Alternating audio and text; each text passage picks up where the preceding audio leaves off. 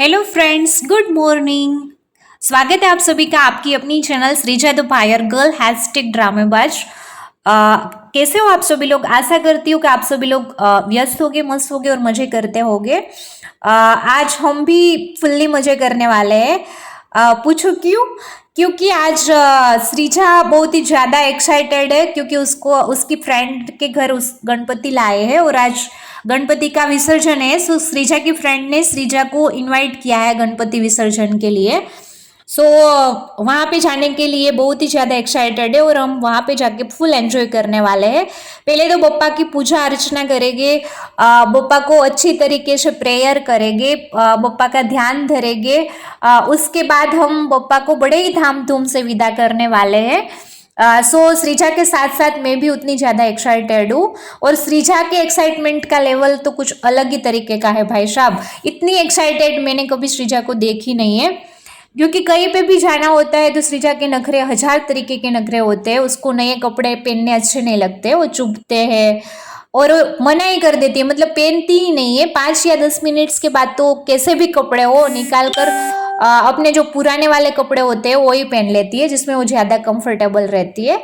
But आज वो अपने आप ही जो उसका फेवरेट ट्रेडिशनल आउटफिट है सरारा, वो पहन लिया है उसने अपने आप ही। फिर मैंने उसकी हेयर स्टाइल बना दी है।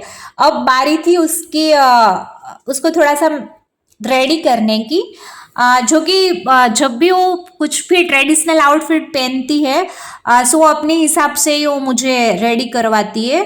कुछ भी 19-20 चला नहीं लेती है क्योंकि वो इतनी ज़्यादा मेकअप की और ये ज्वेलरी की शौकीन है कि उसने बहुत ज़्यादा कलेक्शन इकट्ठा करके रखा है। तो उसका जो भी आउटफिट्स है उसके मैचिंग से वो मुझे रेडी करवाती है। सो अब वो रेडी हो चुकी है प्रॉपर तरीके से और रेडी होने के बाद वो बोल रहे हैं कि मम्मा मैं कैसे लग रही हूँ? बिल्कुल राधा रानी जैसी लग रही हूँ ना, क्योंकि उसको राधा रानी बहुत ही ज़्यादा पसंद है और कान्हा जी उसके फेवरेट भगवान है। और कान्हा जी की पूजा भी बाय द वे वो जब से छोटी थी तब से करती है। सो वो गाना गा रही है, आप सभी को बाय बाय बोल रही है कि चलो आप सब आना मेरे फ्रेंड के घर।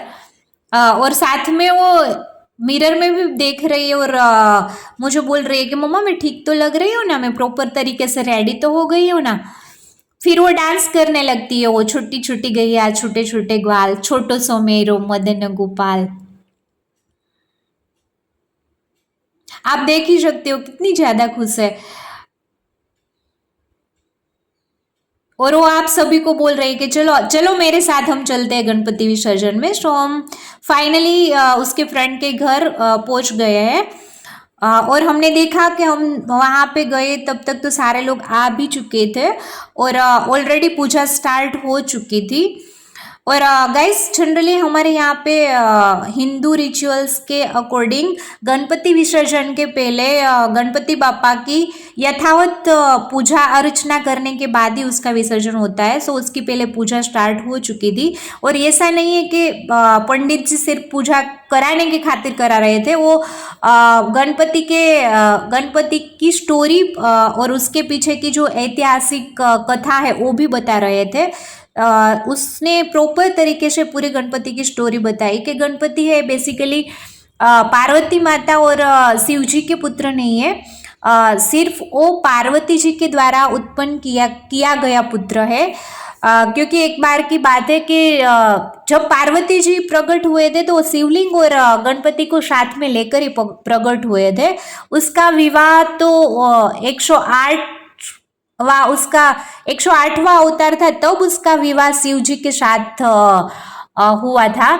बट वो गणपति ने उसको कैसे प्रकट किया वो स्टोरी बता रहे थे कि जब भी एक बार सती पार्वती नहाने गए थे तो उसने अपने महल में से गणपति की मूर्ति बनाई और उसमें प्राण पूरे और एक बालक को जीवंत किया। इसी तरीके से उसे गणपति को जन्म दिया और उसको बोला कि आप द्वार पे बैठना, जब तक मैं स्नान कर लूँ तब तक किसी को भी अंदर आने मत देना।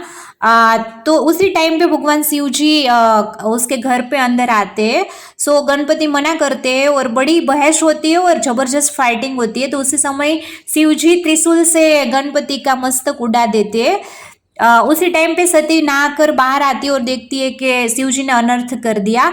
सो भगवान से प्रेयर करती है कि कुछ भी करो मेरा बेटा सजीवन कर दो, क्योंकि वो मेरी रक्षा की खातिर बैठा था, और अगर आप उसको इस तरह मृत्यु देंगे तो आपको भी पाप लगेगा। मृत्यु मातृभक्त बेटे के मृत्यु का पाप लगेगा। सो आप उसको सजीवन कर दो कैसे भी करके। सो भगवान शिव जी कहते हैं कि मेरे से गलती हो गई, अब मैं कुछ कर नहीं सकता, बट मैं डेफिनेटली इसको जीवंत कर सकता है। आपको आप बाहर जो आपके सामने जो भी पहले आए ना उसका मस्तक मैं गणेश के ऊपर लगा दूंगा। सो पार्वती जी जैसे ही बाहर निकलते उसको सामने से एक हाथी दिखाई देता है। सो हाथी का मस्तक गणपति को लगाते हैं, और इसी तरह उसका नाम गजानन पड़ा है। पूरी प्रॉपर स्टोरी बता रहे थे महाराज, और साथ में पूजा भी कर रहे थे। सो हमने वो कथा भी जानी और बड़े विस्तृत से बता रहे थे, और एक एक श्लोक का वो भाषांतर भी समझा रहे थे कि गजानन नाम कैसे हुआ और क्यों हम उसको गजानन बुलाते हैं। सभी मतलब प्रॉपर तरीके से वो अच्छे से एक्सप्लेन कर रहे थे। सो वो सुनकर भी बड़ा अच्छा लगा। और उसके बाद बारी थी भाई हमारे गणपति बापा को धूमधाम से विदा करने की। सो हम सभी फ्रेंड्स ने सभी नेबर्स ने मिल के बड़े धूमधाम से हमने गणपति बापा का नारा लगाया, गणपति बापा का सॉन्ग बजाया, और हमने इतने धूमधाम से डांस किया। और वो एक्साइटमेंट लेवल अलग ही था। आप देख सकते हो कितने खुशी से सब झूम रहे हैं, नाच रहे हैं, और बड़ा ही मजा आया डांस करने में। फिर बाद में हमने एक दूसरे के गाल के ऊपर अबील गुलाल लगाया और अपनी अपनी खुशी प्रकट की सभी ने, और इतने खुश थे पूछो मत। और एक दुख था, बट जो भी हमने बप्पा की पूजा अर्चना की थी, जो भी हमने ध्यान धरा था, फाइनली बप्पा को हम विदा कर रहे हैं। दुख तो होगा, बट हम बप्पा को ऐसे रोते विदाई तो नहीं कर सकते। सो खुशी से बड़े धूमधाम से हमने उसको विदा किया, और बप्पा को बोला कि पप्पा अगले बरस आप जल्दी आ जाना, हम सब लोग आपकी वेट करेंगे। और फिर बाद में हमने डांस करके हमने गरबा भी किया। भाई हम गुजराती लोग हैं, सो गरबे के बिना तो रह ही नहीं सकते, और गरबे के बिना तो हमारा एक भी फेस्टिवल कंप्लीट नहीं होगा। सो फाइनली वो घड़ी आ गई बप्पा को विदाई करने की।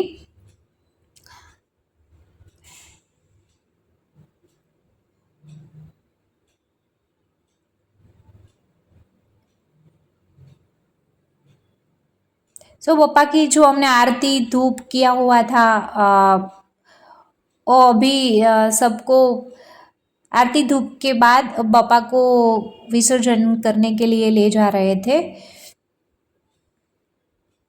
और अब थोड़ा सा दुख लग रहा था, क्योंकि इतने दिनों के बाद अगर बप्पा आज चले जाते सो अच्छा तो नहीं लगता है।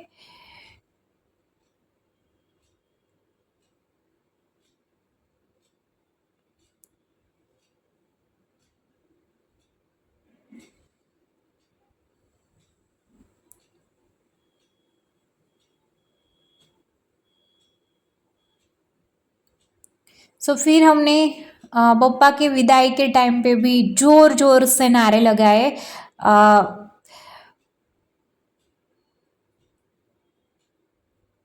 और श्रीजा अब घर पे आ गई है,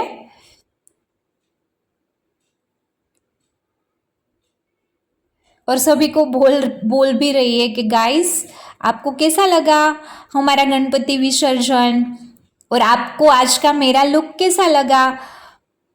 मैंने आप सभी को गणपति बप्पा का दर्शन कराया ना। सो अगर आपको मेरा वीडियो अच्छा लगे